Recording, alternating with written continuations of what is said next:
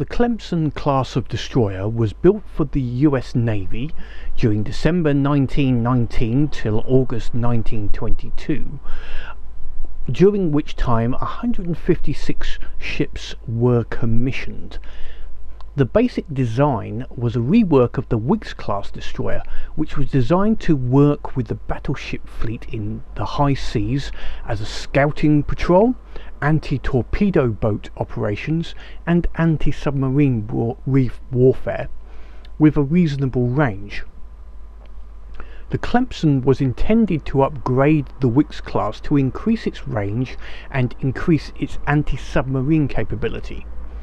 There were some ideas to upgrade its main gun armament, but that was not generally implemented, with a few ships getting larger caliber main guns and some fitted with dual main gun turrets. The displacement of the Clemson was about 1,215 tons, and it had a 35 knot top speed with about 4,900 mile range.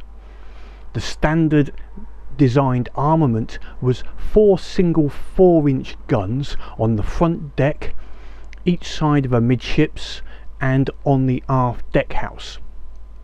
An additional 3-inch AA gun was also installed in the rear. 12 21-inch torpedoes in 4 triple launchers in the middle part of the ship on either side provided a substantial damage potential to large ships. Due to the design of the Clemson and the preceding Whigs class, they collectively became known as flush deckers or 4 pipers. Between the world wars, the class operated with the Navy fleets in every theatre, but many did not end up seeing any action, as about a third was scrapped between 1930 and 1932 as part of the London Navy Treaty. A number of ships were upgraded or redesigned to fit the high-speed transport role, minesweeper, mine layers or seaplane tenders. Before the US joined everyone else in World War II, 19 were transferred to the Royal Navy to become the Town class destroyer during 1940 and 1941.